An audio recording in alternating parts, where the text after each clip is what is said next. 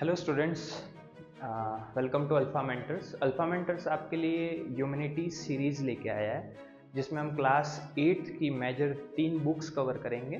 Polity, history, geography, और एक जो आपकी बुक है अवर राजस्थान, उसके कुछ इंपॉर्टेंट टॉपिक हैं, उनको कंसेप्चुअल वाइज और फैक्चुअल वाइज देखेंगे। लास्ट में जो हम उससे रिलेटेड क्वेश्चंस हैं उनको सॉल्व करने की ट्राई करेंगे। क्लास के एंड तक आप पूरे चैप्टर को इजीली समझ चुके होंगे और लास्ट में जो क्वेश्चंस आपसे पूछे जा रहे हैं, चाहे वो एमसीक्यू हो, चाहे फिल इन द ब्लैंक्स हो, चाहे शॉर्ट आंसर हो, चाहे लॉन्ग आंसर हो, आप इजीली उनको सॉल्व कर सकते हैं। रिसोर्सेस एंड डेवलपमेंट जो आपकी बुक है ज्योग्राफी की क्लास 8 की, जिसकी यूनिट 4 है इंडस्ट्रीज, जिसको हम आज समझने की कोशिश करेंगे।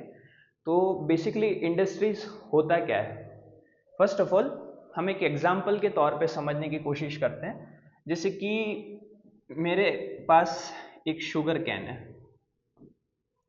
ये शुगर कैन जो है वो मैं एग्रीकल्चर के थ्रू प्रोड्यूस कर सकता हूँ। यानी कि अगर मुझे शुगर कैन चाहिए तो मुझे एग्रीकल्चर करना पड़ेगा। मैं कोई कृषि का कार्य करता हूँ, मैं एग्रीकल्चर करता हूँ और मैं उसमें शुगर को ग्रो करता हूँ। शुगर को ग्रो करने का काम जो है वो एक तरीके से प्राइमरी सेक्टर का काम हो सकता है। शुगर जब ग्रो हो जाएगा तो शुगर को मार्केट में बेचा जाएगा। तो मार्केट जो है वो हमारा सेकेंडरी चीज हो गई। यानी कि इस शुगर कैन को हम मार्केट में सेल करेंगे। मार्केट में सेल करने के बाद ये शुगर कैन जो है वो इंडस्ट्रीज के अंदर आएगा, इंडस्ट्री के अंदर आएगा। और इंडस्ट्री के अंदर आने के बाद जो ये शुगर कैन है, जो अभी तक हमारे पास एज अ रॉ मटेरियल है, ये इंडस्ट्री क्या करेगी, इस रॉ मटेरियल को प्रोसेस करेगी विथ मैकेनिकल एड्स के थ्रू, और फिर इसका आउटपुट हमको देगी। और ये आउटपुट क्या हो सकता है, शुगर, जो कि हम किसी शॉप से खरीद कर लाते हैं। तो फर्स्ट ऑफ ऑल हमने ये समझा कि जो इंडस्ट्रीज होती हैं वो प्राइमरी सेक्टर, जैसे कि एग्रीकल्चर हो गया, वहां से किसी चीज को मार्केट में सेल करके अपने पास लेती है, देन उस रॉ मटेरियल को एज अ इनपुट अपने अंदर यूज करती है और फिर उसका आउटपुट जो है वो हमको देती है। लेकिन चैप्टर जो है उसमें बहुत सारी ऐसी इंडस्ट्रीज के बारे में बात की ही गई है, जो कि इंडिया के अंदर मेजरली कौन कौन सी इंडस्ट्रीज हैं, कौन कौन सी लार्ज स्केल की इंडस्ट्रीज हैं, इंडस्ट्री का क्लासिफिकेशन किस तरीके से है, इंडस्ट्री को डिवाइड किस तरीके से किया गया है। जैसे शुगर कैन जो एग्जांपल है वो एग्रो बेस्ड जो हमारी इंडस्ट्री होती है उसका एग्जांपल है। एग्रो बेस्ड यानी कि जो एग्रीकल्चर के थ्रू हमको एक इनपुट मिल रहा है उसका एग्जांपल है, ठीक है। लेकिन हम अगर आयरन की बात करें या स्टील की बात करें, तो ये जो आयरन है या स्टील है वो एग्रीकल्चर का पार्ट नहीं है, वो मिनरल का पार्ट है।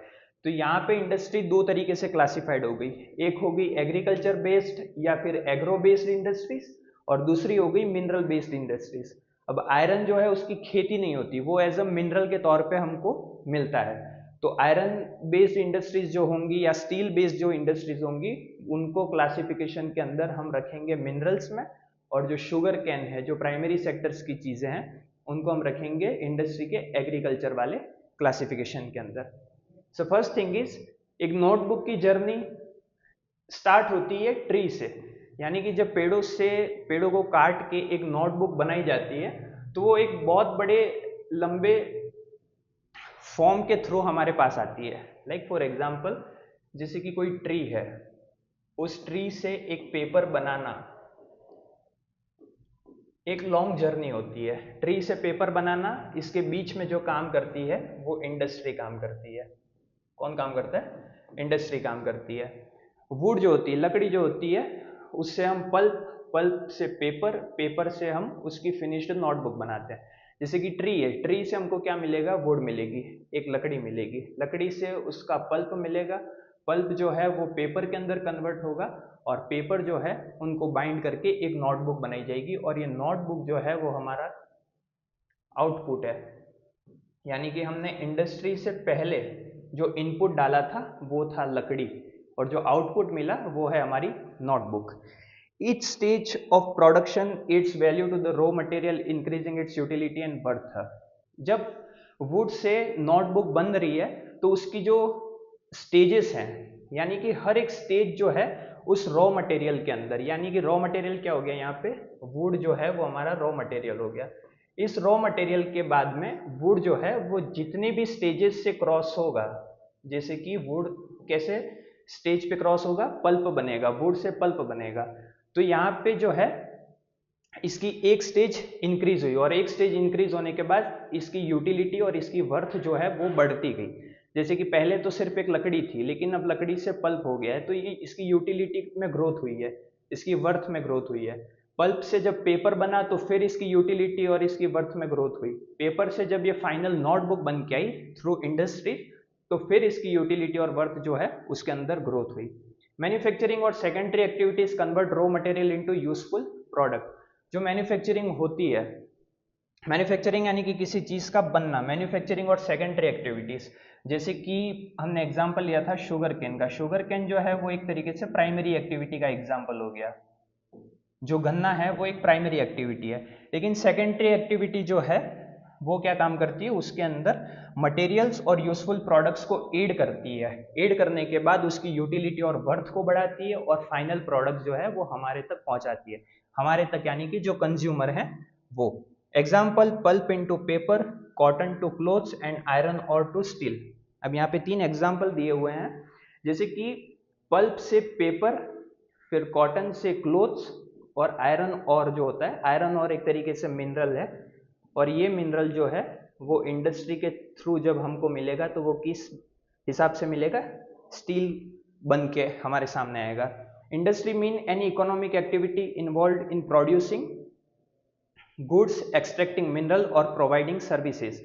अब इंडस्ट्री होती है वो शुगर कैन से शुगर बनाना या वुड से पेपर बनाना ही नहीं होता है। इंडस्ट्री का मतलब होता है कि एक इकोनॉमिक एक्टिविटी, एक ऐसी इकोनॉमिक एक्टिविटी जिसमें जो लोग हैं उनको मनी इजीली मिल सके।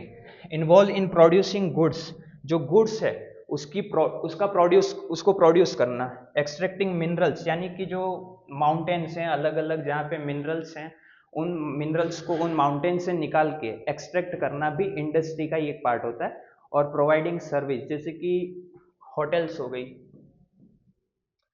या एक तरीके से टूरिज्म हो गया, ये भी एक इंडस्ट्री का ही पार्ट है। ठीक है, टूरिज्म और होटल्स जो हैं वो भी इंडस्ट्री का पार्ट है। The next thing is classification of industry. अब इंडस्ट्री जो है उनका क्लासिफिकेशन किस तरीके से किया गया, तो इंडस्ट्री जो है वो एक एग्रो बेस्ड, एक mineral based, marine based and forest based, इन तरीके से 4 टाइप से इंडस्ट्री को क्लासिफाइड किया गया है। एग्रो बेस्ड इंडस्ट्री क्या होती है, प्लांट्स और एनिमल को अपने प्रोडक्ट्स के रूप में यूज करती हैं। जैसे एग्जांपल फूड प्रोसेसिंग हो गया, टेक्सटाइल हो गया। अब टेक्सटाइल बिजनेस के अंदर सबसे इंपॉर्टेंट चीज आपके पास होनी चाहिए वो है कॉटन। डेयरी के अंदर आपके पास मिल्क जो है वो प्रोडक्ट होना चाहिए। लेदर जो आपको एनिमल से मिलेगा। तो ये सारी जो चीजें हैं वो प्लांट्स और एनिमल्स से हमको मिल रही है। प्लांट्स से हमको जैसे मिल गया कॉटन मिल गया, ठीक है, एनिमल से हमको मिल्क मिल गया और प्रोडक्ट्स के तौर पे हमको लेदर मिल गया जो कि एनिमल से मिला है। ये सारी चीज़ें जब हमको मिल रही हैं फिर ये इंडस्ट्री के अंदर प्रोसेस्ड होंगी और लास्टली हमको एक आउटपुट प्रोडक्ट मिलेगा जिसको हम एज अ कंज्यूमर यूज़ करते हैं। मिनरल बेस्ड इंडस्ट्रीज जो होती हैं, यहाँ पे हमने पढ़ा एग्रो बेस्ड इंडस्ट्री, यानी कि एक टाइप हो गया इंडस्ट्री का एग्रो बेस्ड। एक टाइप कौन सा हो गया, एग्रो बेस्ड। एग्रो बेस्ड यानी कि जिसमें से हम चीज़ें जो हैं वो प्लांट से ले रहे हैं या फिर एनिमल से ले रहे हैं। लेकिन एक तरीका है, एक और क्लासिफिकेशन है, वो है mineral based industry. Mineral based industry क्या होती है, मिनरल बेस्ड इंडस्ट्री में जैसे कि हम ओर्स का यूज करते हैं लाइक आयरन, और फिर उनके प्रोडक्ट बनाते हैं और फिर उनको मशीनरी और बिल्डिंग मटेरियल के अंदर यूज करते हैं। जैसे कि मिनरल बेस्ड इंडस्ट्री में 2 एग्जाम्पल हम समझे तो आयरन हो गया, स्टील हो गया, या फॉस्फेट हो गया, सीमेंट हो गया। ये सारे एग्जाम्पल जो हैं आपके सामने वो मिनरल बेस्ड इंडस्ट्री के हैं। ये सारी चीजें हमको जो हैं वो एज अ मिनरल मिल रही है, ना कि हमको प्लांट्स और एनिमल से मिल रही है। इसलिए जो एनिमल्स और प्लांट से मिल रही है उनको एग्रो बेस्ड बोला जाता है, और एक जो मिनरल के तौर पे हमको मिल रही है उनको मिनरल बेस्ड इंडस्ट्री बोला जाता है। Marine and forest based industry use sea products and forest produce to make items like fish oil, paper, furniture and medicine. Marine और फॉरेस्ट बेस्ड इंडस्ट्रीज जो होती हैं वो फॉरेस्ट प्रोडक्ट्स को यूज करती हैं या फिर सी प्रोडक्ट्स को यूज करती हैं, और उसके बाद उसका आउटपुट तैयार करती हैं और फिर हमको देती हैं। साइज ऑफ इंडस्ट्री, अभी हमने पढ़ा था क्लासिफिकेशन ऑफ इंडस्ट्री, अब हम पढ़ेंगे साइज ऑफ इंडस्ट्री। साइज यानी कि एक इंडस्ट्री कितनी बड़ी हो सकती है, या उसके अंदर प्रोडक्शन कितना हो रहा है, उसके अंदर एम्प्लॉयमेंट कितनी है, उन सब बेसिस पे इंडस्ट्री की साइज को डिसाइड किया जाता है। साइज ऑफ इंडस्ट्री जो है वो बहुत तरीके से डिपेंड करती है, जिसमें पहला है उसके अंदर कैपिटल इन्वेस्टेड, यानी कि कितना उसमें इन्वेस्टमेंट हुआ है। कैपिटल इन्वेस्टमेंट यानी कि उस इंडस्ट्री के अंदर कितना पैसा लगा हुआ है, उसको बोलते हैं कैपिटल इन्वेस्टमेंट। फिर है नंबर ऑफ वर्कर्स, इंडस्ट्री के अंदर नंबर ऑफ वर्कर्स कितने, यानी कि एम्प्लॉयमेंट कितनी है, वो इंडस्ट्री कितने लोगों को एम्प्लॉयड कर रही है, उस बेसिस पे उसकी साइज को डिसाइड किया जाता है। और फिर है third thing volume of production, यानी कि जब हमने इतना पैसा इसमें इन्वेस्ट किया है, इतने लोग यहाँ से एम्प्लॉयड हैं, और फिर लास्ट में उसका प्रोडक्शन कितना, यानी कि कितनी क्वांटिटी के अंदर एक इंडस्ट्री जो है वो अपना प्रोडक्शन करती है। इस हिसाब से इनकी तीन कैटेगरी डिवाइड की गई है। इंडस्ट्रीज जो हैं वो स्मॉल स्केल इंडस्ट्रीज हो सकती हैं और लार्ज स्केल इंडस्ट्रीज हो सकती हैं बेस्ड ऑन दिस फैक्टर। जैसे कि स्मॉल स्केल क्या होती है, इंडस्ट्री का क्लासिफिकेशन समझें तो स्मॉल स्केल इंडस्ट्री क्या हो सकती है और लार्ज स्केल इंडस्ट्री क्या हो सकती है। स्मॉल स्केल इंडस्ट्री के अंदर जो कैपिटल इन्वेस्टमेंट है वो कम होगा, लार्ज स्केल इंडस्ट्री के हिसाब से कम होगा, एम्प्लॉयमेंट जो होगी वो कम होगी, और प्रोडक्शन जो होगा वो कम होगा। बहुत सारी स्मॉल स्केल इंडस्ट्री ऐसी भी होती हैं जिनका जो एम होता है वो प्रॉफिट कमाना नहीं होता, सिर्फ अपनी लाइवहुड को चलाना होता है। तो स्मॉल स्केल इंडस्ट्री में जब हम पढ़ेंगे तो उसके एग्जाम्पल हमको देखने को मिलेगा कॉटेज इंडस्ट्री। अब कॉटेज इंडस्ट्री क्या होती है, ऐसी इंडस्ट्री जो अपना काम अपने घर से ही चला रही है, अपने घर से ही अपना काम चला रही है, उनको बोलते हैं कॉटेज इंडस्ट्री। कॉटेज इंडस्ट्री के एग्जाम्पल देखें तो बास्केट वीविंग हो गया, पोट्री हो गया और हैंडीक्राफ्ट हो गया। पोट्री एग्जाम्पल, जैसे कोई कुम्हार है वो मटका बना रहा है, क्ले का यूज करके कोई मटका बना रहा है, तो वो बहुत बड़ा बिजनेस नहीं है, बहुत ज़्यादा उसको प्रॉफिट नहीं हो रहा, ना बहुत ज़्यादा उसमें इन्वेस्टमेंट लगा हुआ है, ना बहुत ज़्यादा लोग उसमें एम्प्लॉयमेंट ले रहे हैं, लेकिन फिर भी वो अपना प्रॉफिट कमाए बिना अपनी लाइवहुड को चलाने के लिए इस बिजनेस को रन कर रहा है। तो वो बिजनेस जो बहुत छोटे स्केल पे हैं, अपने घर से ही किए जा रहे हैं, उनको हम बोलते हैं कॉटेज इंडस्ट्रीज। कॉटेज इंडस्ट्री का कोई एग्जाम्पल आपके आंसर्स में पूछे तो आप बास्केट वेविंग, पोट्री और हैंडीक्राफ्ट के एग्जाम्पल दे सकते हैं। लार्ज स्केल इंडस्ट्री क्या होती है, लार्ज स्केल इंडस्ट्री के अंदर मोर कैपिटल, कैपिटल यानी कि पैसा लगा होता है, एडवांस टेक्नोलॉजी होती है, और जो गुड्स है, जो प्रोडक्शंस हैं वो बहुत ज़्यादा होते हैं। जैसे कि कोई लार्ज स्केल इंडस्ट्री है, लार्ज स्केल इंडस्ट्री के अंदर एक तो कैपिटल बहुत ज़्यादा होगा, यानी कि पैसा बहुत ज़्यादा लगा हुआ होगा। उसके बाद यहाँ पे जो प्रोडक्शन हो रहा है, यानी कि इस इंडस्ट्री से जो फाइनल प्रोडक्ट्स बन के आ रहे हैं वो बहुत ज़्यादा होंगे, प्रोडक्शन ज़्यादा होगा, कैपिटल ज़्यादा होगा। और इसके एग्जाम्पल हम समझे तो ऑटोमोबाइल्स हो गया या हैवी मशीनरी हो गया, ये लार्ज स्केल इंडस्ट्री के एग्जाम्पल हैं। तो हमने अभी यहाँ पे साइज ऑफ इंडस्ट्री के अंदर दो चीज़ों को समझा, एक थी हमारी स्मॉल स्केल इंडस्ट्री या जिनको हम बोल सकते हैं कॉटेज इंडस्ट्रीज, और एक बोल सकते हैं हम लार्ज इंडस्ट्री। लार्ज इंडस्ट्री के अंदर हम एग्जाम्पल के तौर पे ऑटोमोबाइल्स को लिख सकते हैं हमारे आंसर्स के अंदर, और स्मॉल स्केल के अंदर हम लिख सकते हैं कॉटेज इंडस्ट्री। कॉटेज इंडस्ट्री के भी अगर एग्जाम्पल हम समझने की कोशिश करें तो हम क्या लिख सकते हैं, एक पोट्री लिख सकते हैं, हैंडीक्राफ्ट्स को लिख सकते हैं, हैंडीक्राफ्ट्स को लिख सकते हैं, ठीक है। ये जो एग्जाम्पल्स हैं वो आपके स्मॉल स्केल और कॉटेज इंडस्ट्री के एग्जाम्पल हैं। नेक्स्ट क्या आता है, ओनरशिप आती है। हमने इंडस्ट्री को सबसे पहले एग्रो बेस्ड और मिनरल बेस्ड पे क्लासिफाइड किया, फिर उसके साइज के हिसाब से उसको क्लासिफाइड किया। अब आती है ओनरशिप। ओनरशिप यानी कि एक कोई इंडस्ट्री है, इस तरीके से कोई इंडस्ट्री चल रही है, ये कोई एक इंडस्ट्री है। अब इंडस्ट्री के ऊपर ओनरशिप किसकी है, क्या वो इंडस्ट्री प्राइवेट है, प्राइवेट है पब्लिक है या फिर जॉइंट है, ठीक है।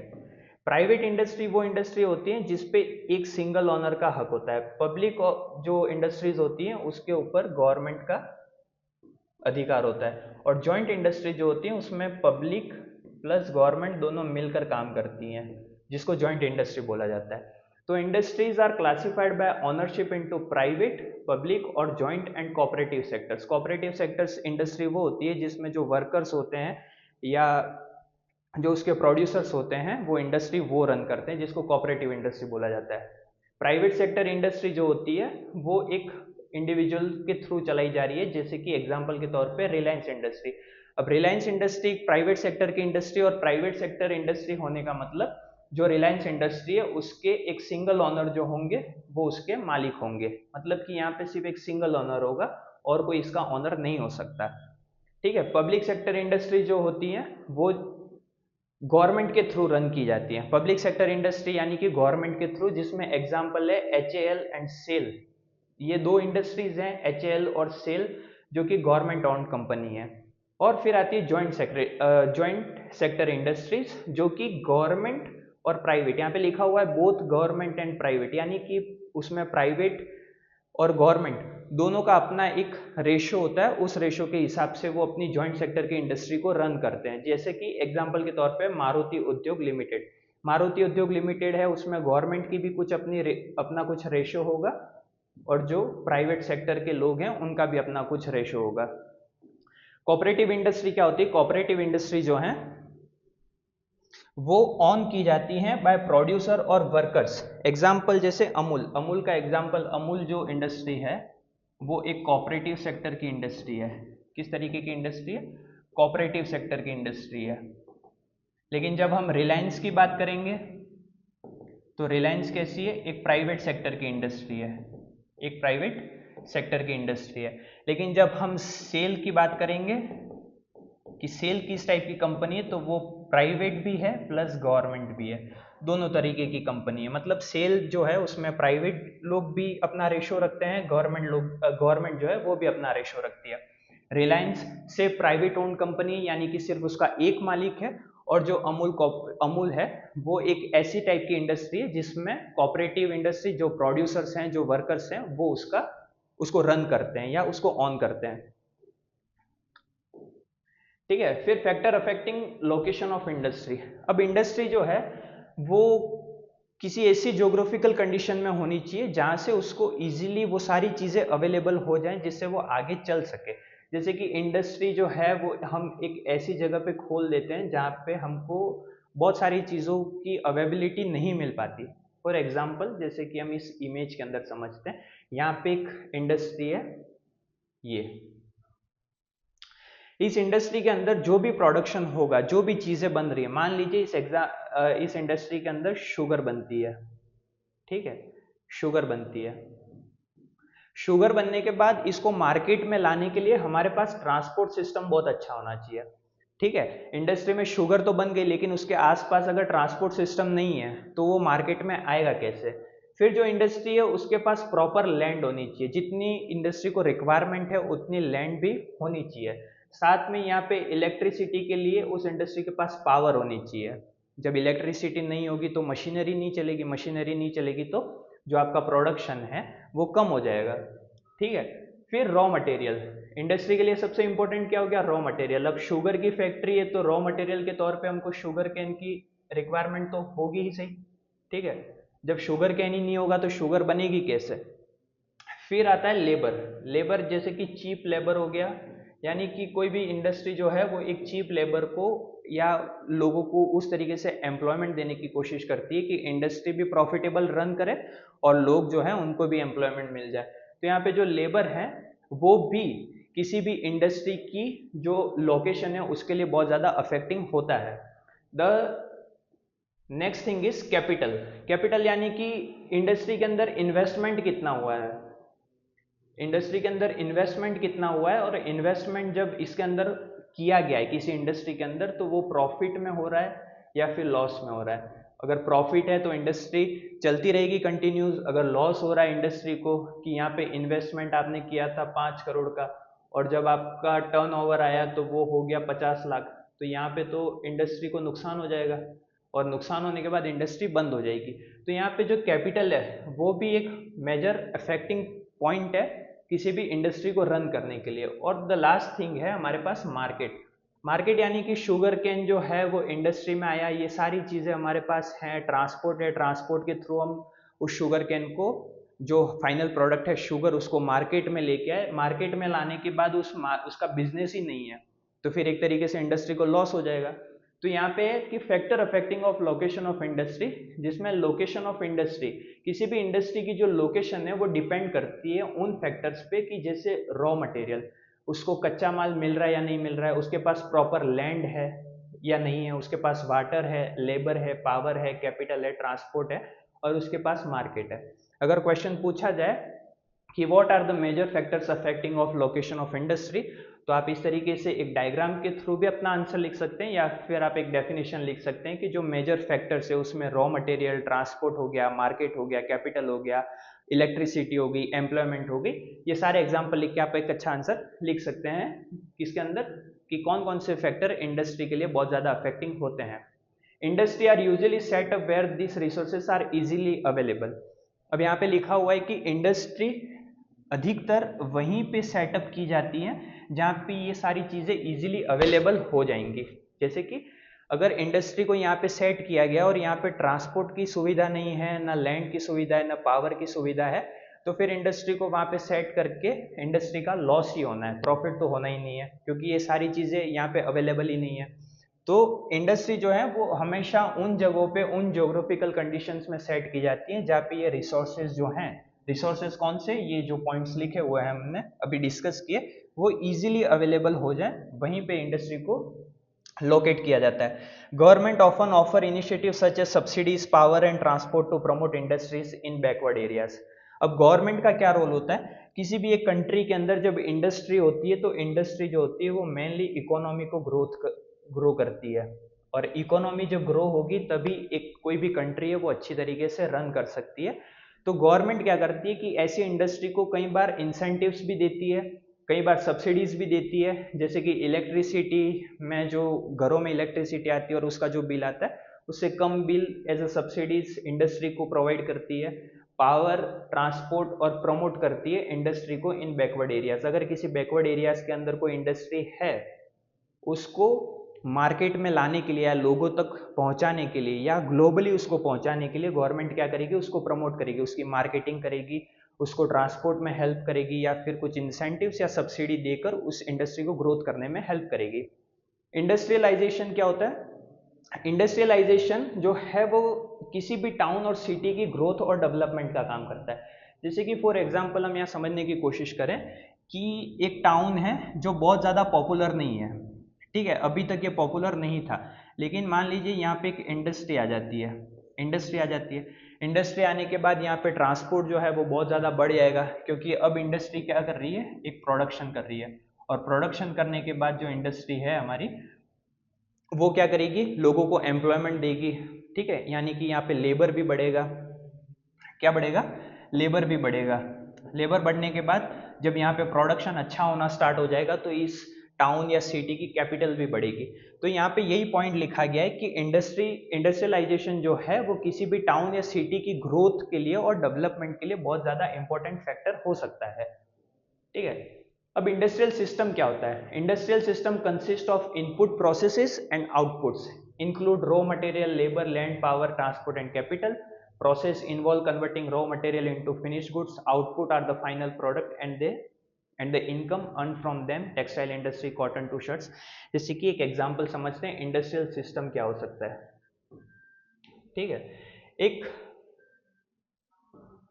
कॉटन है, कॉटन जो है वो किसका एग्जांपल है, कॉटन जो है वो एग्रो बेस्ड इंडस्ट्री का एग्जांपल है। मतलब कि कॉटन हमको जो है प्लांट्स के थ्रू मिलता है, तो प्लांट्स के थ्रू मिलने वाली जो भी इंडस्ट्री है वो एग्रो बेस्ड इंडस्ट्री के अंदर होती है। कॉटन जो है वो किसी भी इंडस्ट्री के अंदर जाएगा, ठीक है, किसी भी XYZ इंडस्ट्री के अंदर कॉटन जो है वो आ जाता है, XYZ इंडस्ट्री के अंदर ये कॉटन आता है। इस कॉटन को इस इंडस्ट्री तक लाया गया। अब ये इंडस्ट्री क्या करेगी, उसके अंदर मैकेनिकल ईड के थ्रू, यानी कि कुछ प्रोसेस करेगी, प्रोसेस करेगी, कुछ जो है वो टेक्निकल हेल्प करेगी और इन टेक्निकल हेल्प के बाद जो कॉटन इस इंडस्ट्री में आया था वो अब फाइनल प्रोडक्ट कैसा, एक शर्ट बन गया। मतलब कि जो कॉटन आया था हमारे पास वो अब इंडस्ट्री में आने के बाद शर्ट बन गया। इसी को कहते हैं इंडस्ट्रियल सिस्टम। इंडस्ट्रियल सिस्टम यानी कि आपके पास एक तरीके से इनपुट है। क्या है? आपके पास एक इनपुट है। इनपुट क्या था हमारे पास? कॉटन था। यानी कि हमने इनपुट के तौर पे किसको यूज किया? कॉटन को यूज किया। ठीक है। और जब इंडस्ट्री के अंदर वो आया तो उसने आउटपुट क्या दिया हमको? शर्ट दिया। ठीक है, क्या दिया? शर्ट दिया। और ये शर्ट क्या था? हमारा आउटपुट था। तो इंडस्ट्रियल सिस्टम क्या होता है वो हमको यही बताता है कि इंडस्ट्रियल सिस्टम क्या करता है, इनपुट्स को लेता है, उसको प्रोसेस करता है और फिर आउटपुट्स को देता है। ये इंडस्ट्रियल सिस्टम का पहला पॉइंट है। इनपुट जो है वो रॉ मटेरियल को अपने अंदर इंक्लूड करते हैं। यानी इनपुट क्या हो सकता है, किसी भी इंडस्ट्री का इनपुट क्या हो सकता है? तो इनपुट क्या होगा हमारे पास, जैसे कि यहाँ पे कॉटन था तो कॉटन क्या है, एक तरीके से रॉ मटेरियल है। ठीक है, इससे आप जो चीज़ अभी बनाना चाहते हैं वो बनी नहीं है। ठीक है, अभी तक शर्ट नहीं बना है, तब तक ये कॉटन जो है वो रॉ मटेरियल है। फिर कुछ लेबर लगेगी, फिर उस इंडस्ट्री के लिए जो लैंड है, पावर है, ट्रांसपोर्ट एंड कैपिटल है, इन सब चीज़ों को मिला करके जो प्रोडक्ट बनेगा उसको हम कहते हैं इनपुट। ठीक है, जो यूटिलाइज हो रहा है उस प्रोडक्ट को कहते हैं हम इनपुट। ठीक है, फिर प्रोसेस होगी, involves converting raw material into finished good. तो हमने समझा कि सबसे पहले कॉटन जो था वो एग्रो बेस्ड इंडस्ट्री से हमारे पास आया। एग्रीकल्चर बेस्ड इंडस्ट्री से जब हमारे पास आया तो फिर हमने उसको क्या किया, उसको प्रोसेस किया, कुछ लेबर्स ने उस पर काम किया, हमको इलेक्ट्रिसिटी की नीड पड़ी।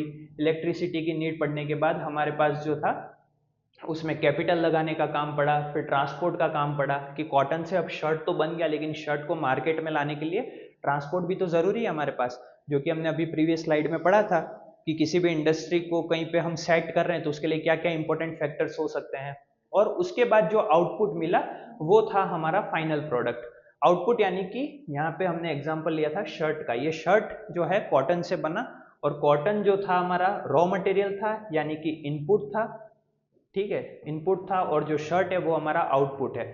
आउटपुट बनने के बाद ये जो है हमारे पास आएगा, हमारे पास यानी कि हम कंज्यूमर्स के पास, हम किसी दुकान से जाके उस शर्ट को खरीद सकते हैं। तो ये एग्जाम्पल था एक टेक्सटाइल इंडस्ट्री का कि कॉटन टू शर्ट कैसे बना। ठीक है, वैसी इंडस्ट्री, वो इंडस्ट्रीज जो कपड़ों का काम करती है उनको टेक्सटाइल इंडस्ट्रीज बोला जाता है। ठीक है, तो ये एग्जाम्पल हमने समझा, वो भी टेक्सटाइल इंडस्ट्री का एग्जाम्पल था। फिर इंडस्ट्रियल रीजन क्या होते हैं? इंडस्ट्रियल रीजन क्या होते हैं? जहाँ पे बहुत सारे इंडस्ट्रियल क्लस्टर्स जो होते हैं वो अपने रिसोर्सेज और बेनिफिट्स को शेयर करते हैं। बहुत सारी गवर्नमेंट ऐसी एक एरिया को डेवलप करती है जहाँ पे अलग अलग तरीके की इंडस्ट्रीज जो हैं वो काम कर रही होती हैं। यहाँ पे ये इंडस्ट्री है, यहाँ पे कोई टेक्सटाइल इंडस्ट्री है। ठीक है, यहाँ पे कोई टेक्सटाइल इंडस्ट्री है, यहाँ पे कोई मान लीजिए मिनरल बेस्ड इंडस्ट्री है। ठीक है, ये मिनरल बेस्ड इंडस्ट्री और टेक्सटाइल बेस्ड इंडस्ट्री अगर एक जगह है और अपने रिसोर्सेज और अपने बेनिफिट्स को शेयर कर रहे हैं तो उसको इंडस्ट्रियल रीजन बोला जाता है। This region are usually found in temperate zone near ports and coal fields. ठीक है, अब हम एक एग्जांपल समझते हैं। इंडिया जो है, इंडिया के अंदर जो बहुत सारी इंडस्ट्रीज हैं वो कैसी जगहों पे हैं? ठीक है, तो यहाँ पे ये इंडिया का एक रफ मैप यूज करते हैं।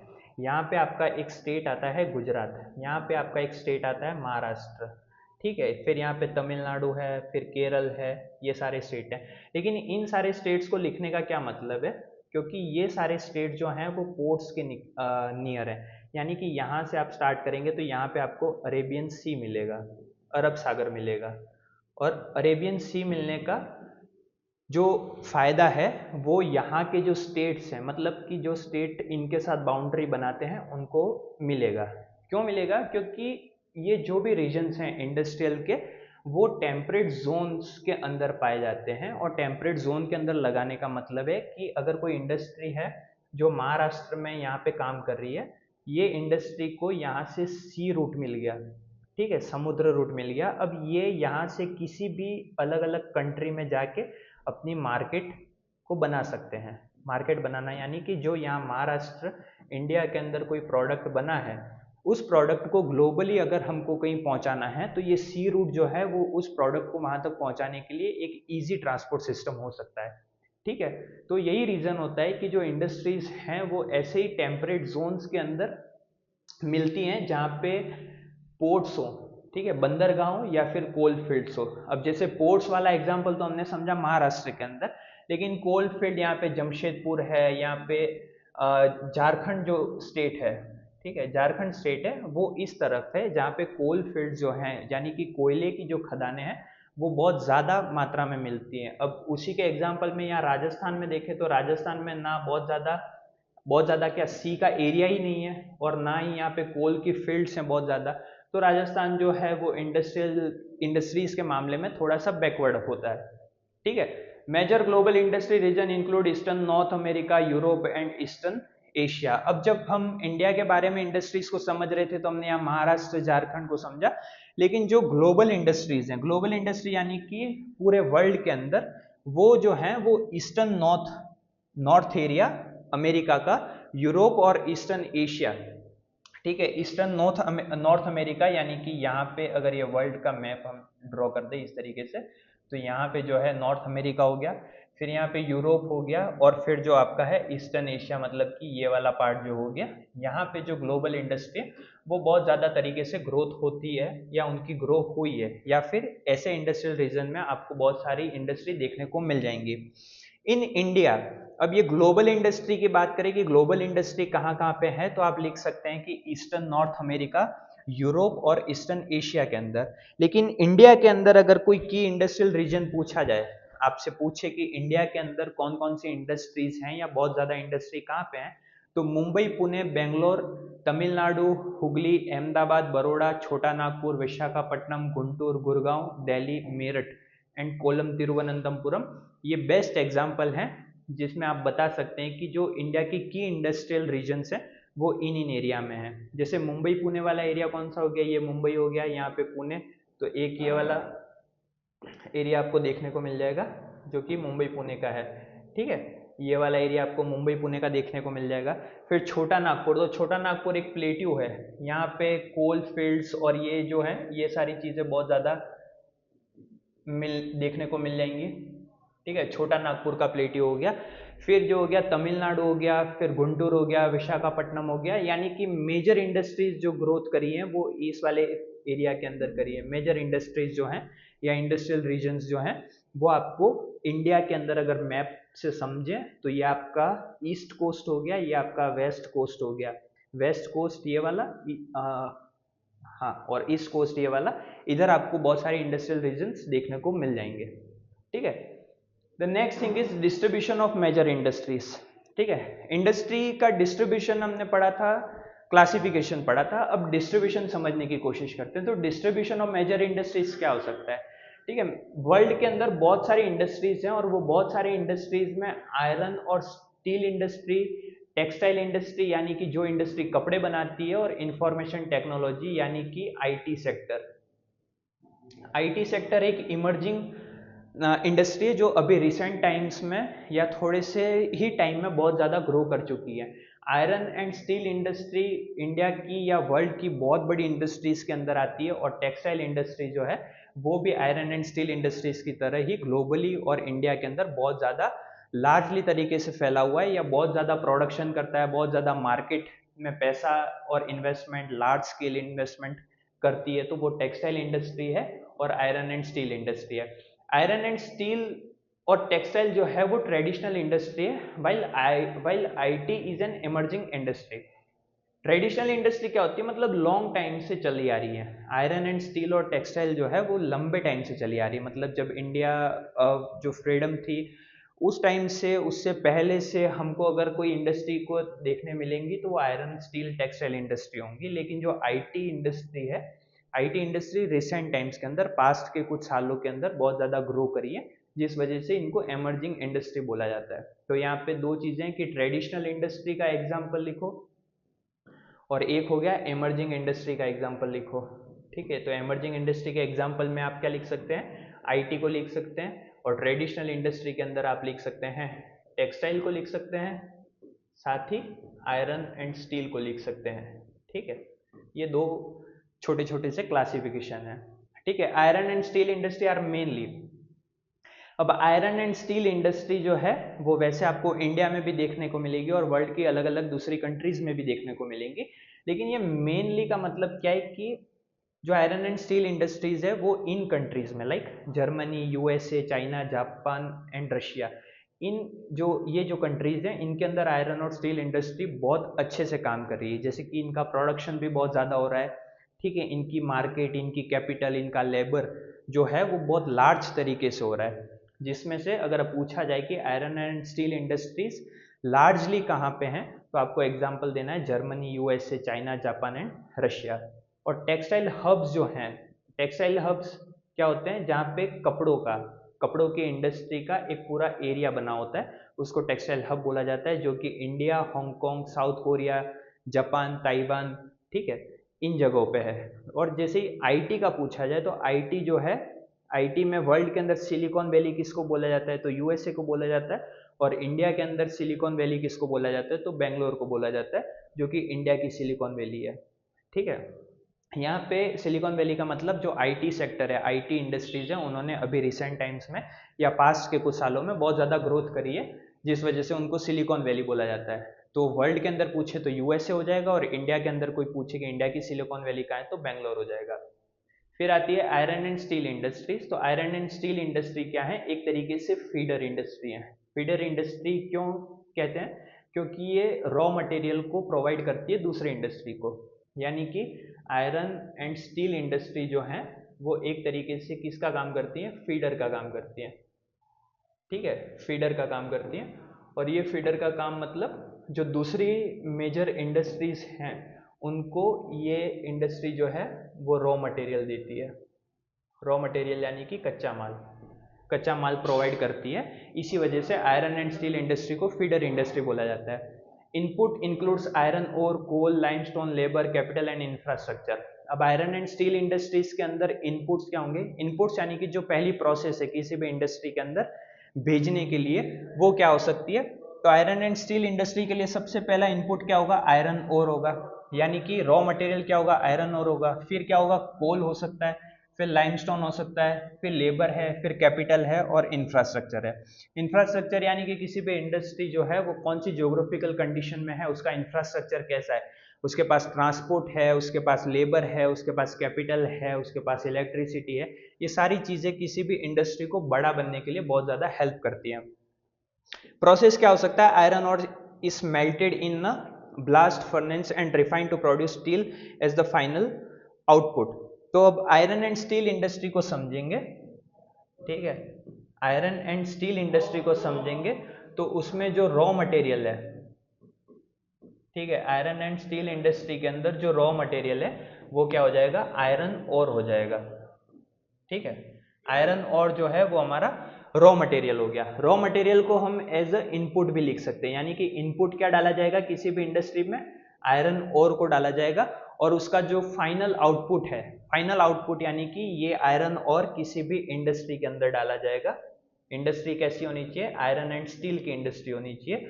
और फिर जब यह अपना आउटपुट देगी तो ये आउटपुट कैसा होगा, स्टील होगा, ठीक है। मतलब हमने इनपुट के तौर पे, यानी कि फर्स्ट प्रोसेस में हमने आयरन ओर को किसी इंडस्ट्री में डाला, वो इंडस्ट्री क्या करेगी, उसे प्रोसेस करेगी, उसमें जो भी टेक्निकल हेल्प चाहिए वो सारी चीजें करने के बाद अपना एक आउटपुट देगी, और वो आउटपुट क्या होगा, स्टील होगा, ठीक है। तो आपको पूछ लिया जाए कि which industry is known as the feeder industry, तो आपके पास आंसर होना चाहिए कि फीडर इंडस्ट्री जो है वो आयरन एंड स्टील इंडस्ट्री को कहते हैं। क्यों कहते हैं, क्योंकि ये दूसरी इंडस्ट्री को रॉ मटेरियल जो है वो सप्लाई करता है, ठीक है। स्टील जो होता है स्ट्रॉन्ग होता है, टफ होता है, और कैन बी शेप्ड, कट और मेड इनटू वायर इजीली। अब स्टील जो होता है वो एक तरीके से बहुत मजबूत मेटल है, टफ भी होता है, ठीक है, और कैन बी शेप्ड, कट मतलब किसी भी तरीके से उसको शेप में लाया जा सकता है, उसको काटा जा सकता है, और स्टील के थ्रू हम वायर्स जो होते हैं स्टील के उनको इजीली बना सकते हैं। जैसे स्टील के अलॉयज जो होते हैं वो कैसे बनते हैं, उसमें स्टील के अंदर ही हम एल्यूमिनियम, निकल और कॉपर जैसे मेटल्स को जब स्टील के अंदर ऐड करते हैं, यानी कि जोड़ते हैं, तो अलॉय ऑफ स्टील बन के तैयार हो जाता है, ठीक है। This alloy increases hardness, toughness and rust resistance. जैसे कि कई बार रस्ट लग जाती है किसी भी आयरन की चीज़ों पे, यानी कि जंग लग जाता है, ठीक है, तो उसके लिए एल्यूमिनियम, निकल और कॉपर को जब स्टील में मिलाया जाएगा और जब वो अलॉय तैयार हो जाएगा तो वो क्या करेगा, उसकी हार्डनेस मतलब जो उसकी कठोरता है, उसकी टफनेस जो है उसको एक लंबे टाइम तक चलने के लिए हेल्प करेगा। Steel is known as the backbone of modern industry. यहाँ से सिंगल 1 मार्क का क्वेश्चन भी पूछा जा सकता है और वो है ये वाली लाइन, ठीक है। Which industry is known as backbone of modern industry, तो आपके पास आंसर होना चाहिए स्टील इंडस्ट्री। स्टील इंडस्ट्री को बैकबोन बोला जाता है। जैसे कि एक ह्यूमन की बैकबोन जो जितनी मजबूत रहेगी, ह्यूमन उतने टाइम तक सर्वाइव अच्छे से कर पाएगा। अगर बैकबोन टूट गई तो फिर ह्यूमन जो है वो अच्छे से सर्वाइव नहीं कर पाएगा। उसी तरीके से इंडस्ट्रीज की बात करें, जब हम इंडस्ट्री की बात करते हैं, तो इंडस्ट्री में जब स्टील इंडस्ट्री है वो अगर लंबे टाइम तक अच्छे से चल पाएगी तो वो अपनी मॉडर्न इंडस्ट्री को बहुत ज़्यादा ग्रो करने में हेल्प करेगी। ऐसा इसलिए बैकबोन इसलिए कहा जाता है क्योंकि एक तो बहुत लार्ज स्केल पे स्टील प्रोडक्शन होता है, ठीक है। अभी हमने एग्जांपल देखे जर्मनी, यूएसए वगैरह, तो स्टील का प्रोडक्शन जो है वो लार्ज स्केल पे हो रहा है। फिर स्टील का जो मार्केट है वो बहुत ज़्यादा बड़ा है, यानी कि प्रोडक्शन तो हो ही रहा है, साथ में लोग और जो कंज्यूमर्स हैं जिनको डिमांड्स है स्टील की वो उसे खरीद भी रहे हैं, तो उसका मार्केट बहुत ज़्यादा अच्छे तरीके से ग्रो कर रहा है, ठीक है। फिर स्टील जो है वो एम्प्लॉयमेंट भी बहुत लोगों को दे रहा है। जब इतनी बड़ी इंडस्ट्री है तो वो कितने लोगों को एम्प्लॉयमेंट भी तो दे रही होगी, ठीक है। इन सब रीजंस की वजह से स्टील इंडस्ट्री को मॉडर्न इंडस्ट्री का मतलब आधुनिक जो इंडस्ट्रीज हैं हमारी उनकी बैकबोन बोला जाता है। It is used in ships, trains, trucks, autos, buildings and machinery. अब देख लीजिए कि स्टील जो है वो कितनी जगह पे यूज हो रहा है शिप्स के अंदर, यानी कि जो पानी के जहाज हैं, जो ट्रेन्स हैं, जो ट्रक्स हैं, जो ऑटोज हैं, जो बिल्डिंग्स हैं और जो मशीनरी हैं, मतलब हर एक सेक्टर के अंदर स्टील का यूज बहुत लार्जली तरीके से हो रहा है, जिस वजह से इसको बैकबोन बोला जाता है, ठीक है। Oil wells, pipelines and farms equipment are made using steels. जो तेल के कुएं हैं, जो पाइपलाइंस बनती हैं और जो फार्म यानी कि किसी भी तरीके का कोई एग्रीकल्चर फार्म है या कोई नॉर्मल फार्म है जिसके अंदर इक्विपमेंट्स जो हैं, इक्विपमेंट्स यानी कि साधन या संसाधन जो बनते हैं वो स्टील के बनते हैं। दैट्स वाई हमारे पास फिर एक पॉइंट आ जाता है कि ये बैकबोन ऑफ मॉडर्न इंडस्ट्री है, ठीक है। बिफोर 1800, 1800 से पहले जो इंडस्ट्री थी, industry were set up near raw material, power and barter sources. After 1950 large steel plant shifted near seaports to import iron ore easily. अब इसको समझते हैं हम। देखिए 1800 जो ईयर था, 1800 ईयर से पहले या 1800 तक जो इंडस्ट्री थी वो जहाँ पे रॉ मटेरियल इजीली अवेलेबल हो जाए, जहाँ पे पावर इजीली अवेलेबल हो जाए और जहाँ पे वाटर सोर्सेस इजीली अवेलेबल हो जाए, वहाँ पे डेवलप की जा रही थी। जैसे कि अपन बात करें 1800 से पहले के, अगर मेरे को कोई इंडस्ट्री लगानी है, कोई एक इंडस्ट्री लगानी है, ठीक है, तो मैं वहाँ पे लगाऊंगा जहाँ पे मेरे को रॉ मटेरियल जो है वो इजीली अवेलेबल हो जाए, जहाँ पे मेरे को वाटर के सोर्सेज जो हैं वो इजीली अवेलेबल हो जाए, और द थर्ड थिंग इज जहाँ पे मेरे को पावर इजीली अवेलेबल हो जाए। 1800 तक तो इंडस्ट्री लगाने के पीछे ये क्राइटेरिया यूज किया जाता था। लेकिन 1800 के बाद 1950 का जो ईयर था, 1950 के ईयर में क्या किया, ऐसी जगह इंडस्ट्री लगाई जाने लगी जहाँ पे सी पोर्ट्स और इंपोर्ट आयरन और इजीली, मतलब 1950 के बाद जहाँ पे सी पोर्ट्स यानी कि बंदरगाह, ठीक है, सी पोर्ट्स हैं या फिर आयरन और जो है वो इजीली अवेलेबल हो जाएगा, वहाँ पे इन चीज़ों को लगाया जाने लगा 1950 के बाद। ऐसा क्यों किया गया? क्योंकि सी पोर्ट जो है वो ट्रांसपोर्ट का एक बहुत इजी मीडियम है। जैसे कि कोई हम देखते हैं यहाँ पे इंडिया है, यहाँ पे महाराष्ट्र है, ठीक है, महाराष्ट्र के अंदर कोई स्टील की इंडस्ट्री है, अगर उसको ग्लोबली दूसरी कंट्रीज में अपने स्टील को पहुंचाना है या अपने मार्केट को बड़ा करना है, पैसा बहुत ज़्यादा कमाना है, तो उसके पास यहाँ पे समुद्र है और इस समुद्र की वजह से वो शिप्स के थ्रू इन सारी जो अपने इंडस्ट्री का प्रोडक्शन है उसको अलग अलग देशों में भेज सकता है, जिससे यहाँ पे महाराष्ट्र के अंदर जो इंडस्ट्री है वो दूसरी जगह जो दूसरे स्टेट में इंडस्ट्री है उनसे ज़्यादा ग्रो करेगी, ठीक है। और एक सेकंड फैक्टर होता है आयरन और। आयरन और अभी हमने समझा था कि स्टील की इंडस्ट्री के लिए, स्टील की अगर आपके पास इंडस्ट्री है या कोई स्टील की इंडस्ट्री है जहां पे हमको इनपुट क्या डालना पड़ता है, स्टील बनेगा कब, जब हम उसके अंदर आयरन और इनपुट डालेंगे, और यही आयरन और जब इनपुट में डालेंगे तो हमारे पास आउटपुट क्या मिलेगा, हमको स्टील मिलेगा। ठीक है, तो दो चीजें ध्यान रखना कि 1800 का जो टाइम पीरियड था या 1800 से पहले का टाइम पीरियड जो था वो इंडस्ट्री को वहां सेट करता था जहां पे रॉ मटेरियल, वाटर और पावर इजीली अवेलेबल हो जाए, मतलब जहां पे बिजली इजी अवेलेबल हो जाए, इजीली वाटर इजीली अवेलेबल हो जाए और रॉ मटेरियल इजीली अवेलेबल हो जाए, तो इंडस्ट्री सेट कर देंगे। लेकिन 1950 के बाद जब थोड़ा बहुत मॉडर्न हो गया, टेक्नोलॉजी मॉडर्न हो गई और जो चीज़ें चेंज होती गई, उसके बाद जब हमने इंडस्ट्री को सेट करने की सोची तो हमने उन जगहों को सेलेक्ट किया जहाँ पे सी पोर्ट्स इजीली अवेलेबल है, यानी कि गुजरात से नीचे का पूरा एरिया, यानी कि गुजरात, महाराष्ट्र, तमिलनाडु, केरल, कर्नाटक, ये वाला जो फेज है पूरा इंडिया का, उसके अंदर। और आयरन और अगर हमको कहीं इजीली अवेलेबल होता है तो हम स्टील की इंडस्ट्री वहां पे लगा देंगे। ठीक है, अब आपको समझ में आ गया होगा कि आयरन और स्टील इंडस्ट्री है वो इतनी बड़ी क्यों है, उसको बैकबोन क्यों बोला जाता है, क्योंकि ये 1800 से पहले की चली आ रही है। ठीक है, और जब आईटी को इमर्जिंग इंडस्ट्री क्यों बोला जाता है, क्योंकि आईटी अभी रिसेंटली टाइम में बहुत ज्यादा ग्रो कर रहा है। ठीक है, बहुत पहले के टाइम पे नहीं थी, 1800 के टाइम पे अब आईटी की बात करेंगे तो आईटी जैसी कोई इंडस्ट्री थी नहीं, लेकिन आयरन एंड स्टील इंडस्ट्री जो है वो 1800 के टाइम पीरियड से चली आ रही है, इसलिए इसे बैकबोन बोला जाता है मॉडर्न इंडस्ट्री का। एक बहुत लार्ज इंडस्ट्री के तौर पे जानी जाती है आयरन और स्टील इंडस्ट्री।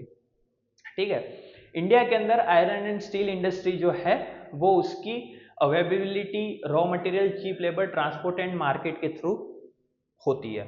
ठीक है, जैसे कि एग्जांपल के तौर पे इंडिया के अंदर अगर आयरन एंड स्टील की इंडस्ट्री हमको लगानी है या उसको ग्रो करना है, ठीक है, तो वो इसलिए ग्रो हो सकती है कि अगर वहां पे रॉ मटेरियल, कच्चा माल जो है, चीप लेबर यानी कि सस्ता जो श्रम है, एम्प्लॉयमेंट सस्ते में मिल जाए, ट्रांसपोर्ट अच्छा मिल जाए और उसकी मार्केट अगर है वो अगर अच्छे में मिल जाए तो इंडस्ट्री जो है वो इंडिया के अंदर ग्रो करेगी। ठीक है, लेकिन इंडिया के अंदर ये सारी चीज़ें अवेलेबल नहीं है तो फिर जो इंडस्ट्री है वो ग्रो नहीं करेगी, वो लॉस में जाएगी। ठीक है, प्रॉफिटेबल बिजनेस हो ही नहीं सकता। मेजर स्टील सेंटर्स इंक्लूडेड, अब इंडिया के अंदर कोई आपसे पूछे कि, ठीक है, एक इंडिया का मैप रफली हम समझने की कोशिश करते हैं, ये इंडिया का मैप है। ठीक है, यहाँ पे मेजर सेंटर्स कौन कौन से हैं, तो एक तो भिलाई हो गया, ठीक है, एक दुर्गपुर हो गया, एक बर्नपुर हो गया, Jamshedpur, Rourkela, Bokaro, spread across West Bengal, Jharkhand, Orissa and Chhattisgarh. ठीक है, यहाँ पे वेस्ट बंगाल है, ठीक है, यहाँ पे उड़ीसा है, यहाँ पे झारखंड है। ठीक है, मतलब ये वाला जो बेल्ट है आपका, ये वाला जो बेल्ट है, इस बेल्ट के अंदर आयरन और स्टील इंडस्ट्री जो है वो इंडिया के अंदर ग्रो करती है। ठीक है, कोई आपसे पूछे कि राजस्थान के अंदर आयरन एंड स्टील इंडस्ट्रीज है या पंजाब के अंदर है या गुजरात के अंदर है, लेकिन कोई आपसे ये पूछे कि इन एरियाज के अंदर है, तो इन एरियाज के अंदर इजीली आपको आयरन और स्टील इंडस्ट्री देखने को मिल जाएगी, क्योंकि हम जब यहाँ पे पढ़ते हैं तो यहाँ पे अरेबियन सी है, ठीक है, और यहाँ पे है बे ऑफ बंगाल, यानी कि बंगाल की खाड़ी है। अब जब महाराष्ट्र की कोई इंडस्ट्री अरेबियन सी के थ्रू अपने नेटवर्क को स्ट्रॉन्ग कर सकती है, यानी कि अलग अलग कंट्रीज में भेज सकती है, तो यहाँ के जो लोग हैं वो बे ऑफ बंगाल के थ्रू अपना ट्रांसपोर्ट कर सकते हैं। ठीक है, क्योंकि इनके पास भी तो सी है, इनके पास क्या है, सी है तो सी पोर्ट भी होगा, सी पोर्ट होगा तो इजीली शिप्स के थ्रू अपना ट्रांसपोर्ट ये ग्रो कर सकते हैं। ठीक है, यही रीजन है कि इंडिया के अंदर जो आयरन एंड स्टील इंडस्ट्रीज हैं वो बेसिकली इस वाले पार्ट के नीचे नीचे हैं। ठीक है, ये वाला जो पार्ट है इसके नीचे होने का रीजन यही है क्योंकि यहाँ पे सी पोर्ट्स हैं, और सी पोर्ट्स होना क्यों जरूरी है, क्योंकि अभी हमने समझा था 1950 के बाद जो industry, iron and steel industry जो थी, उनको ग्रो कहाँ किया जा रहा था, जहाँ पे रॉ मटेरियल मिल जा रहा था और जहाँ पे सी पोर्ट्स थे। अब यहाँ पे तो सी पोर्ट्स है, ये रहा अरेबियन सी का, और यहाँ पे सी पोर्ट्स है बे ऑफ बंगाल का, तो सारी मेजर इंडस्ट्री आयरन और स्टील की कहाँ पे जाएंगी, इस वाले पार्ट के अंदर जाएंगी।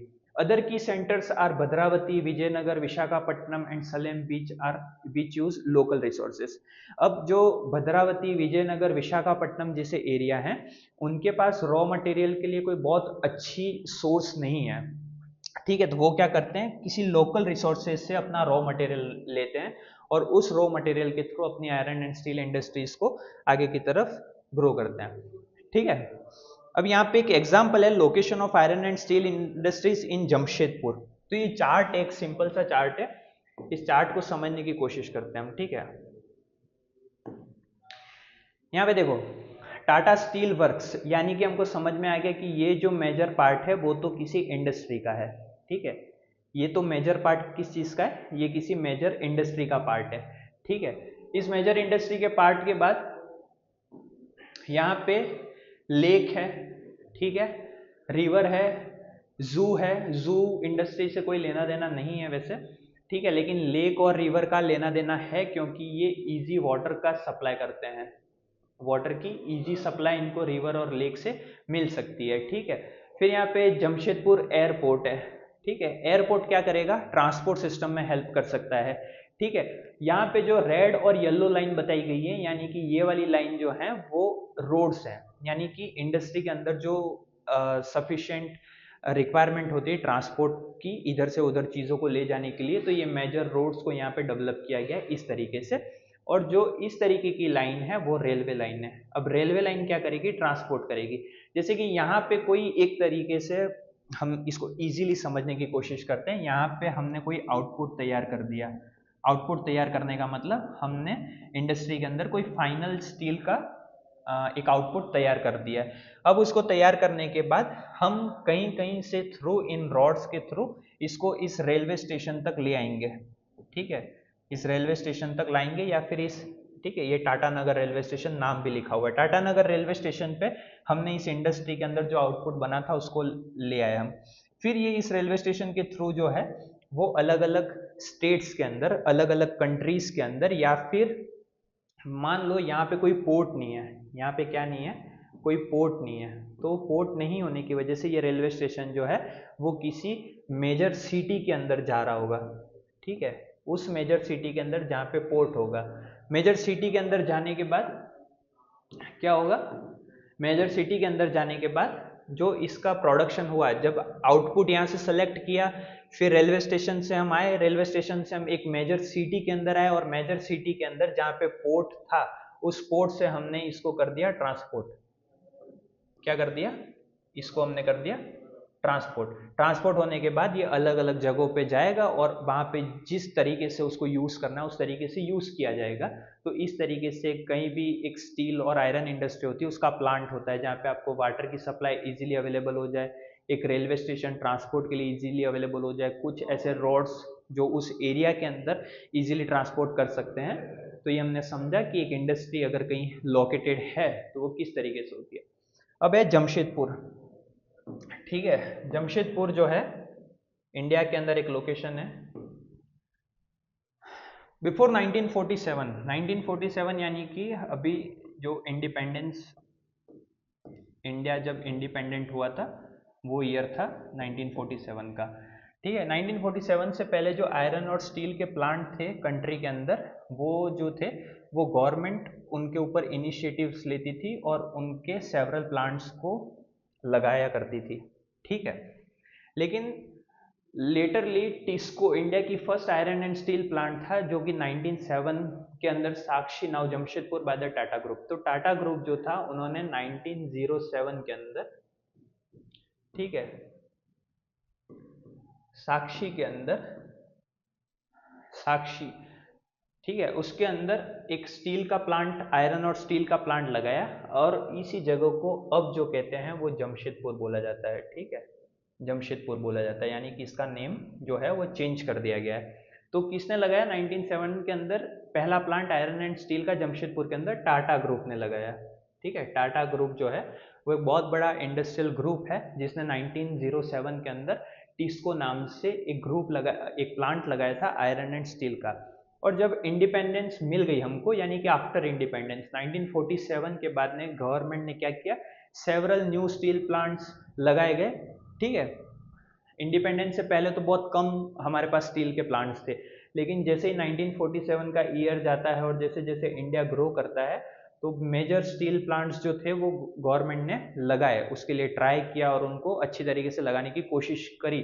लेकिन जमशेदपुर फिर भी जो है वो मोस्ट आइडियली लोकेटेड सेंटर माना जाता है, क्योंकि उसकी ज्योग्राफिकल एडवांटेज जो है वो बहुत ज़्यादा अच्छी है।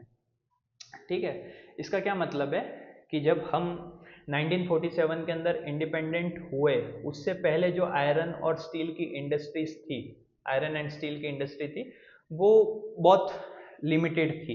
लेकिन 1947 के बाद जब गवर्नमेंट ने अलग अलग स्टील के प्लांट्स लगाए, तो वो उन्होंने काम करना चालू कर दिया, प्रोडक्शन करना चालू कर दिया। लेकिन फिर भी जो जमशेदपुर था, जिसकी ज्योग्राफिकल कंडीशन इतनी अच्छी थी कि वहां से आप ट्रांसपोर्ट, उसका मार्केट, उसका कैपिटल, उसका लेबर, वाटर, इलेक्ट्रिसिटी, ये सारी चीजें इतनी अच्छी तरीके से जमशेदपुर वाले स्टील प्लांट को मिली, जिससे अभी भी वो सबसे ज्यादा famous iron and steel plants के अंदर है इंडिया के अंदर। ठीक है,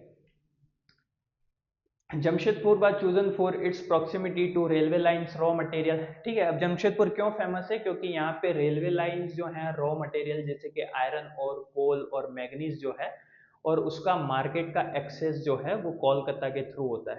ठीक है, यानी कि इंडिया के अंदर यहाँ पे जमशेदपुर जो है उसको कोलकाता के थ्रू जो है मार्केट का एक्सेस मिल जाता है। यानी कि जब जमशेदपुर के अंदर स्टील का प्रोडक्शन होता है, तो स्टील का प्रोडक्शन इजीली क्यों हो पाता है? क्योंकि वहाँ पे रेलवे लाइंस हैं, रॉ मटेरियल इजीली अवेलेबल हो जाता है, मार्केट का एक्सेस जो है वो बहुत अच्छे तरीके से, आयरन और कोल और मैग्नीज जैसे रॉ मटेरियल हैं वो इजीली अवेलेबल हो जाते हैं। ठीक है, और जब ये सारी चीज़ों को मिला करके प्रोडक्शन होता है, तो प्रोडक्शन के बाद वो कोलकाता के थ्रू अपना मार्केट को एक्सेस करता रहता है। TISCO sources coals from Jharia and minerals from Odisha and Chhattisgarh with ample water from the Kharki and Subarnarekha rivers। जो टिस्को है, यानी कि जो स्टील का प्लांट है, उसको कोल, झरिया और मिनरल्स जो हैं वो उड़ीसा, छत्तीसगढ़, ठीक है, उड़ीसा और छत्तीसगढ़ से उसको मिनरल्स मिलते हैं, झरिया से उसको कोल के सोर्स मिलते हैं, और एम्पल वाटर जो है उसको सफिशिएंट वाटर प्रोडक्शन करने के लिए वाटर की नीड होगी, और वो वाटर जो है वो खारकई और सुबर्ण रेखा रिवर जो है वहां से इजीली अवेलेबल हो जाता है। ठीक है, इस वजह से टिस्को अच्छी तरीके से ग्रो कर पा रहा है। गवर्नमेंट का सपोर्ट है, कैपिटल बूस्टेड है और प्लांट फर्दर एक्सपेंशन, मतलब गवर्नमेंट के सपोर्ट से, मतलब आयरन एंड स्टील इंडस्ट्री के अंदर जो टिस्को है इंडिया के अंदर बहुत अच्छा कर रहा है, तो गवर्नमेंट उसको सपोर्ट करती है। गवर्नमेंट सपोर्ट करती है, उसकी कैपिटल जो है, उसके पास जो पैसा है वो अच्छी तरीके से प्रॉफिटेबल बिजनेस में जा रहा है, तो उन सारी चीज़ों के हिसाब से जो उसका प्लांट है उसके फर्दर एक्सपेंशन की भी डिमांड्स की जाती हैं, या उसके और भी ग्रो करने के लिए बात कही जा सकती है। Several other industry later developed in Jamshedpur producing machinery, chemical, tin plates and cable। Jamshedpur के अंदर बहुत सारी दूसरी इंडस्ट्री भी हैं टिस्को को छोड़ के, जैसे आयरन एंड स्टील के लिए तो टिस्को फेमस है ही सही, उसी के साथ में जमशेदपुर के अंदर केमिकल्स, मशीनरी, टीन प्लेट्स और केबल्स के लिए भी बहुत सारी इंडस्ट्रीज हैं। जमशेदपुर के अंदर इसलिए हैं क्योंकि वहाँ की जो जियोग्राफिकल कंडीशन है, ठीक है, वहाँ की जो ज्योग्राफिकल कंडीशन है वो बहुत ज़्यादा सूटेबल है इन इंडस्ट्रीज के लिए। The iron and steel industry become the foundation of India industrial growth supporting multiple sections. ठीक है, आयरन एंड स्टील इंडस्ट्री जो थी उसने इंडिया को आफ्टर इंडिपेंडेंस बहुत ज़्यादा ग्रो करने में, और उसकी इंडस्ट्रियल ग्रोथ और सपोर्ट, मतलब मल्टीपल सेक्टर्स के अंदर, एक तरीके से इकोनॉमी ग्रोथ के लिए, इंडस्ट्रियल को ग्रोथ करने के लिए, जीडीपी को बढ़ाने के लिए, या एक तरीके से मजबूत इकोनॉमी बनने के लिए जो आयरन और स्टील इंडस्ट्री थी उसने इंडिया को इंडिपेंडेंस के बाद बहुत ज़्यादा हेल्प करी है। ठीक है, लास्टली हमारे पास एक पिट्सबर्ग है। पिट्सबर्ग मेजर इंडस्ट्रियल डिवीजन का पार्ट है, जो कि स्टील प्रोड्यूसिंग सिटी है यूएसए के अंदर विथ स्ट्रांगली लोकेशनल एडवांटेज। हमने पढ़ा था कि किसी भी इंडस्ट्री को सेटअप करने के लिए उसके आसपास जो है उसकी ज्योग्राफिकल कंडीशन बहुत ज़्यादा अच्छी होनी चाहिए, जैसे कि उसके पास ट्रांसपोर्ट होना चाहिए, उसके पास मशीनरी होनी चाहिए, उसके पास एम्प्लॉयमेंट होनी चाहिए, उसके पास मार्केट होना चाहिए, उसके पास कैपिटल होना चाहिए, उसके पास इलेक्ट्रिसिटी होनी चाहिए। ये सारी चीज़ें उस इंडस्ट्री को ग्रोथ करने में हेल्प करेंगी। तो वैसे ही पिट्सबर्ग जो है एक मेजर स्टील प्रोड्यूसिंग सिटी है यूएसए के अंदर। सीधा पूछ ले कि पिट्सबर्ग कहाँ पे है, तो यूएसए के अंदर आपको पता होना चाहिए, और बहुत अच्छे स्ट्रॉन्ग लोकेशनल एडवांटेज के साथ में है। कोल इज अवेलेबल लोकली, वहाँ पे जो कोयला है वो इजीली अवेलेबल हो जाता है। आयरन और जो है वो मिनीसोटा ट्रांसपोर्टेड विया the great lake waterway. Minnesota जो है एक जगह का नाम है, और यहाँ से जो पिट्सबर्ग है उसको आयरन और जो स्टील इंडस्ट्री का इनपुट मटेरियल या रॉ मटेरियल है वो मिलता है, ठीक है। और ये सारी चीज़ें जो हैं वो ग्रेट लेक्स वाटरवे से इजीली ट्रांसपोर्ट हो जाती हैं। The Ohio, Monongahela and Allegheny rivers provided abundant water supply. ये जो रिवर्स हैं वो वाटर सप्लाई बहुत इजीली पिट्सबर्ग को अपनी इंडस्ट्रियल की ग्रोथ के लिए करवा देती हैं। Modern steel mills are now located along the river valley surrounding Pittsburgh for easy transport. बहुत सारी मॉडर्न स्टील मिल्स हैं जो उस रिवर वैली के आसपास हैं, जो कि पिट्सबर्ग को इजी ट्रांसपोर्ट करने में हेल्प करती हैं। और the region also has industrial making rail roads, equipments, machinery and rail using steels as raw material. और ये जो रीजन है वो इंडस्ट्री को रेल रोड इक्विपमेंट बनाने के लिए, मशीनरी बनाने के लिए और रेल के थ्रू जो स्टील यूज किया जाता है एज अ रॉ मटेरियल, उन सब चीज़ों को बनाने के लिए बहुत अच्छी तरीके से हेल्प करता है, ठीक है। ये लास्टली वर्ल्ड मैप है। वर्ल्ड मैप के अंदर जैसे कि बहुत मेजर इंडस्ट्री बताई गई है आयरन ऑर की। आयरन ऑर यानी कि जो स्टील के लिए रॉ मटेरियल है, तो यहाँ पे यूनाइटेड स्टेट ऑफ अमेरिका का जो ये वाला रीजन है, ठीक है, कनाडा का जो ये वाला रीजन है, यूनाइटेड स्टेट का जो वेस्टर्न पार्ट है उसका ये वाला रीजन है, इन सब जगहों पे आयरन और जो है वो इजीली अवेलेबल हो जाता है। तो अगर आप किसी आयरन एंड स्टील की इंडस्ट्री को यहाँ पे ग्रो करना चाहते हैं तो वो इजीली अवेलेबल हो सकती हैं, क्योंकि यहाँ पे आयरन और आपको इजीली अवेलेबल मिल जाएगा। और पास ही यहाँ पे जो ये एरिया देख रहे हैं, यहाँ पे आपको पानी दिखेगा, समुद्र दिखेगा, तो इजीली आपको सी पोर्ट्स भी अवेलेबल हो जाएंगे, जिसकी वजह से आप इन इंडस्ट्री को ग्रो करने में हेल्प ले सकते हैं। इंडिया के अंदर हमने पढ़ा था, इंडिया के अंदर मेजर ये जो ईस्टर्न रीजन है यानी कि ईस्ट कोस्ट है,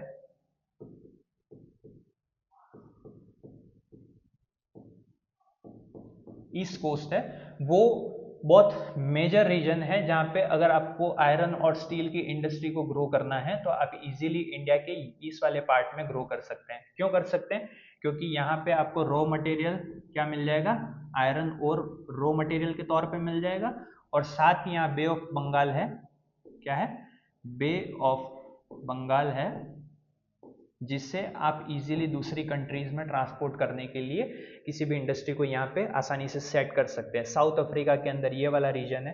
तो इस तरीके से अगर मैप में आपसे रीजन पूछे जाएं तो आप इंडिया के अंदर ईस्टर्न रीजन को बता सकते हैं, कनाडा के अंदर आप इस वेस्टर्न रीजन को, यूनाइटेड स्टेट के अंदर स्टेट्स ऑफ अमेरिका के अंदर इस रीजन को शो करके ये बता सकते हैं कि iron and steel industry world के अंदर और इंडिया के अंदर मेजरली कहाँ कहाँ पे ग्रो हुई है, ठीक है। तो लास्टली चैप्टर के एंड में हमने आज क्या पढ़ा? इंडस्ट्रीज को पढ़ा। इंडस्ट्री का सबसे पहले हमने क्लासिफिकेशन किया, एक तो एग्रो बेस पे, यानी कि वो इंडस्ट्री जो प्लांट्स और एनिमल से अपना रॉ मटेरियल लेती हैं और फिर अपना आउटपुट बनाती हैं, ठीक है। फिर एक पढ़ा हमने mineral based industry. Mineral based industry में हमने जैसे आयरन ऑर को समझा, तो आयरन ऑर जो है वो आयरन और स्टील इंडस्ट्री के लिए बहुत ज़्यादा इम्पोर्टेंट होता है। फिर हमने इंडस्ट्री का एक डिस्ट्रीब्यूशन पढ़ा था कि इंडस्ट्री कैसी हो सकती है। एक इंडस्ट्री जो होती है स्मॉल हो सकती है, एक इंडस्ट्री जो होती है वो लार्ज स्केल की इंडस्ट्री होती है। स्मॉल स्केल की इंडस्ट्री क्या होती है? स्मॉल स्केल की इंडस्ट्री जहाँ पे प्रोडक्शन है वो कम हो रहा है, ठीक है, यानी कि जो भी फाइनल आउटपुट्स बन रहे हैं वो कम हो रहे हैं, या फिर हम ये कह सकते हैं कि वहाँ पे एम्प्लॉयमेंट जो है वो ज़ीरो है। एम्प्लॉयमेंट मतलब दूसरे लोग जो हैं उसमें एम्प्लॉयमेंट तो नहीं ले सकते, लेकिन जो ऐसे बिजनेस जहाँ जो घर से ही चल रहे हैं, बहुत ज़्यादा उनको प्रॉफिट तो नहीं हो रहा है, लेकिन अपनी लाइवहुड चलाने के लिए वो बिजनेस काम में लिए जा सकते हैं। जैसे कि स्मॉल इंडस्ट्री का एग्जाम्पल हम समझे तो वो क्या हो सकता है? कॉटेज इंडस्ट्री हो सकती है। एग्जाम्पल हम समझे तो क्या हो सकती है? कॉटेज इंडस्ट्री हो सकती है। उसके बाद हैंडलूम इंडस्ट्री हो सकती है, हैंडलूम इंडस्ट्री हो सकती है, या फिर पोट्री, ठीक है, पोट्री का एग्जाम्पल हमने देखा था। तो ये पोट्री वाला जो एग्जाम्पल है ये स्मॉल स्केल इंडस्ट्री का एग्जाम्पल है, ठीक है। वहीं लार्ज स्केल इंडस्ट्री के हम बारे में बात करें तो लार्ज स्केल इंडस्ट्री के अंदर जो है वो प्रोडक्शन जो होता है, प्रोडक्शन कैसा होता है? बहुत ज़्यादा होता है, मतलब लार्ज स्केल का प्रोडक्शन होता है। इसी के नीचे हम समझते हैं लार्ज स्केल का प्रोडक्शन होता है, ठीक है। इसकी जो मार्केट है, इसकी जो मार्केट है वो बहुत ज़्यादा बड़ी होती है, मतलब कि एक स्टेट के अंदर भी इसकी मार्केट हो सकती है, एक कंट्री के अंदर भी इसकी मार्केट हो सकती है, और साथ ही ग्लोबली भी इसकी मार्केट हो सकती है। ठीक है, ग्लोबली भी इसकी मार्केट हो सकती है। ठीक है, उसके बाद मार्केट के बाद जो इसके अंदर इन्वेस्टमेंट होता है, इन्वेस्टमेंट यानी कि कैपिटल। ठीक है, तो इन्वेस्टमेंट कैसा होता है, लार्ज इन्वेस्टमेंट होता है, मतलब कि पैसा जो है वो ऐसी इंडस्ट्री में बहुत ज़्यादा लगा हुआ होता है। उसके बाद हमने क्या पढ़ा था, जमशेदपुर को पढ़ा था। ठीक है, जमशेदपुर को पढ़ा था। जमशेदपुर में क्या पढ़ा था हमने, एक इंडस्ट्री के बारे में बात की थी जो कि आयरन एंड स्टील इंडस्ट्री थी। कौन सी इंडस्ट्री थी, आयरन एंड स्टील इंडस्ट्री थी। और आयरन एंड स्टील इंडस्ट्री को क्या कहा जाता है, बैकबोन ऑफ मॉडर्न इंडस्ट्री कहा जाता है। बैकबोन क्यों कहा जाता है, क्योंकि आयरन एंड स्टील इंडस्ट्री बहुत बड़ी इंडस्ट्री है, बहुत बड़ा प्रोडक्शन है, बहुत बड़ा इन्वेस्टमेंट है, बहुत बड़ा मार्केट है। ठीक है, फिर हमने पढ़ा था कि 1800 का जो टाइम पीरियड था उससे पहले इंडस्ट्री को कहाँ पे सेट किया जाता था, तो जहाँ पे रॉ मटेरियल इजीली अवेलेबल हो जाए। ठीक है, जहाँ पे इलेक्ट्रिसिटी इजीली अवेलेबल हो जाए, इलेक्ट्रिसिटी, और जहाँ पे वाटर इजीली अवेलेबल हो जाए। लेकिन 1800 के बाद में हमने समझा कि 1950 के बाद में हम इंडस्ट्री कहाँ पे सेट करते हैं, तो हम इंडस्ट्री उस जगह पे सेट करते हैं जहाँ पे इजीली सी पोर्ट्स आपको मिल जाएंगे। ठीक है, सी पोर्ट्स मिलेंगे तो आपका ट्रांसपोर्ट लंबी जगह पे लंबे तरीके से किया जा सकता है, लाइक देश से उस देश ग्लोबली किया जा सकता है। और सी पोर्ट्स के बाद हमने देखा था कि जहाँ पे रॉ मटेरियल इजीली अवेलेबल हो जाए। ठीक है, और फिर मेजर मैप्स के थ्रू हमने देखा था कि इंडस्ट्री कहाँ कहाँ पे हैं, ये सारी चीज़ें देखी थी। तो ये आपका इंडस्ट्री का चैप्टर था ज्योग्राफी का। ठीक है, और इसके थ्रू आप क्लास के थ्रू जो भी क्वेश्चंस आपसे पूछे जाते हैं उन क्वेश्चंस को इजीली सॉल्व कर सकते हैं। और I hope you like the class. Thank you.